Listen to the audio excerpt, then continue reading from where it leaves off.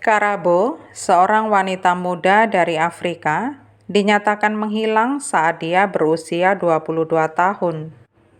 Beberapa hari kemudian, tubuhnya yang terbakar ditemukan di sebuah lapangan. Pacarnya, Sandile, mengklaim bahwa Karabo bunuh diri. Padahal faktanya jauh lebih mengerikan dari itu. Momok kekerasan terhadap perempuan terus berlanjut dan kematian Karabo ditanggapi berupa kemarahan publik. Karabo menjalin asmara terlarang dengan Sandile karena dia adalah pria menikah dengan 3 orang anak dan dia berusia 27 tahun. Pada saat dia mulai menjalin hubungan dengan Karabo, dia telah berpisah dari istrinya selama 1 bulan.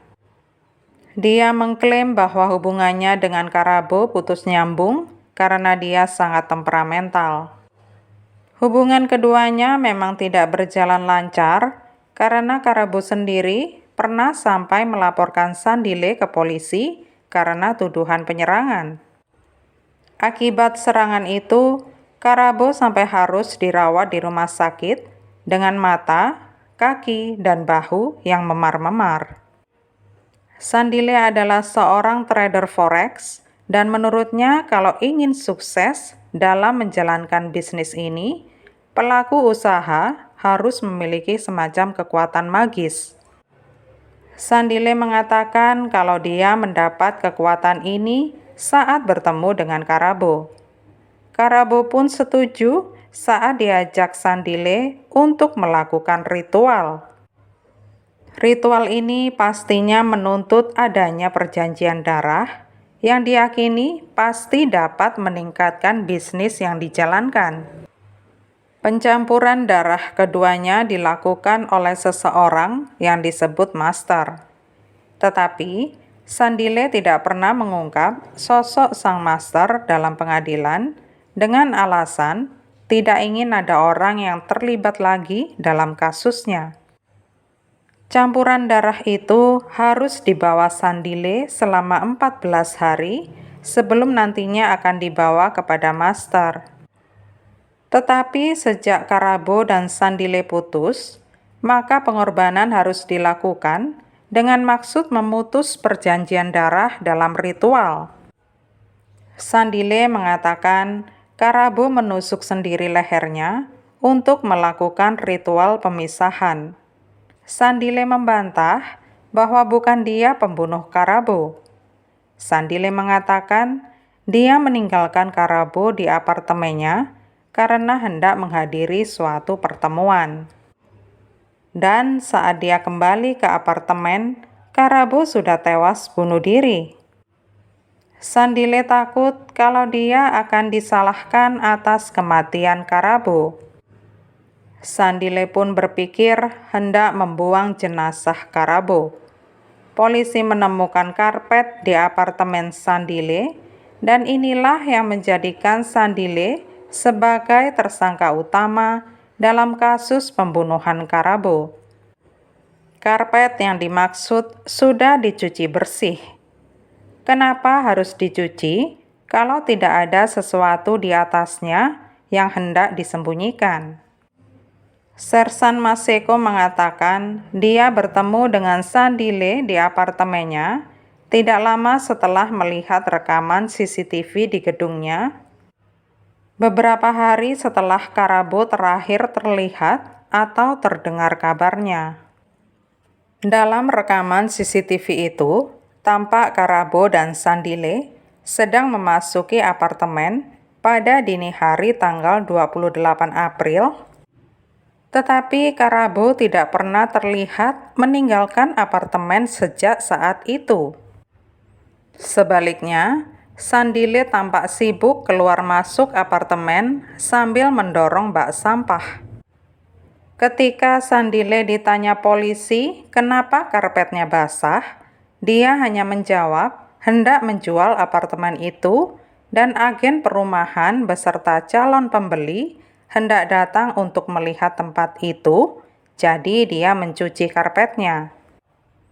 Tidak disebutkan apakah polisi itu sudah bertanya kepada Sandile seputar noda darah yang masih terlihat di karpet atau tidak, karena petugas langsung menangkap Sandile atas penculikan dan membacakan haknya.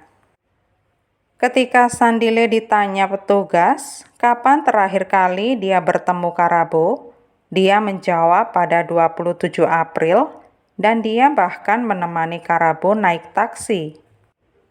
Rekaman CCTV memang menunjukkan keduanya meninggalkan apartemen pada pukul 16.00 pada tanggal 27 April, tetapi rekaman juga menunjukkan bahwa pasangan tersebut kembali masuk apartemen pada pukul 2 pagi.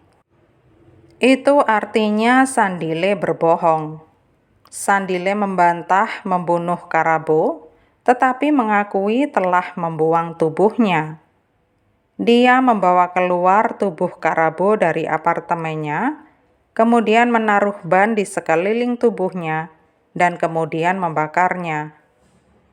Sandile juga mengatakan dia menggunakan bak sampah untuk membawa jenazah dari apartemen ke mobilnya yang diparkir di ruang bawah tanah dan meletakkannya di bagasi.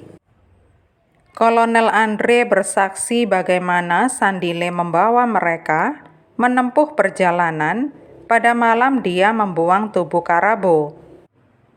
Menurut Kolonel Andre, pertama-tama Sandile membawa mereka ke apartemen mewahnya dan di sana dia mendapati Karabo tewas bunuh diri dengan menusuk lehernya sendiri. Kemudian Sandile membawa petugas ke garasi tempat dia membeli bensin untuk membakar tubuh mantan pacarnya itu. Selanjutnya, Sandile membawa polisi ke rumah ibunya untuk mengambil beberapa ban dan asam kolam dalam gudang. Berikutnya, dia membawa para petugas ke sebuah selokan di tengah area pembuangan, dan Sandile sempat mengatakan dia memilih tempat itu karena dia pernah ke sana. Selanjutnya, Sandile mengatakan, "Saya menggulung tubuhnya dengan ban di sekelilingnya, tubuhnya menghadap ke jalan." Setelah itu, Sandile berdiri di tempat dia membuang mayat Karabo sambil berkata, "Saya menyiram bensin ke tubuhnya, lalu membakarnya, dan saya pergi." Petugas polisi lain sebelumnya bersaksi bahwa Sandile mengatakan Karabo harus mati untuk menghentikan ritual darah yang telah mereka berdua lakukan dengan maksud mendongkrak transaksi bisnisnya. Sandile diduga mengklaim kalau bisnisnya mulai terpuruk akibat perpisahan mereka berdua. Untuk memperbaikinya, pengorbanan harus dilakukan. Dan Sandile mengatakan Karabo yang harus dikorbankan saat dia berbicara di depan pengadilan. Tetapi Sandile membantah tuduhan tersebut. Sebuah otopsi post-mortem gagal menyimpulkan apa yang telah membunuh Karabo karena tubuhnya terbakar terlalu parah. Tetapi bukti yang diajukan di pengadilan tinggi menunjukkan bahwa dia mungkin meninggal karena luka tusukan di leher. Kata polisi, Sandile sendiri yang menjelaskan kepadanya bahwa Karabo tahu kalau pengorbanan harus dilakukan sejak mereka putus. Sandile mengatakan Karabo menikam lehernya sendiri. Saudara perempuan Karabo dalam persidangan secara emosional mengatakan bahwa sebelum kematiannya, Karabo sendiri yang mengatakan kepadanya dan juga kepada ibu mereka bahwa Sandile telah menyerangnya. Karenanya, mereka menyuruh Karabo segera keluar dari hubungan yang tidak sehat itu.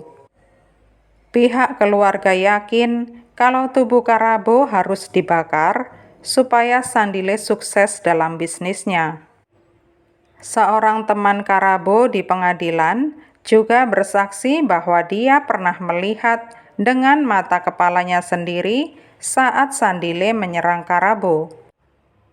Jenazah Karabo yang telah hangus ditemukan oleh keluarga dan teman-temannya yang melakukan pencarian saat Karabo dilaporkan hilang. Sandile tetap membantah bahwa bukan dia yang membunuh Karabo. Dia hanya membuang tubuhnya setelah mendapatinya tewas di apartemen mewahnya. Dia bersikeras bahwa Karabo bunuh diri. Pada tahun 2018, Sandile dijatuhi hukuman efektif 32 tahun penjara karena membunuh pacarnya.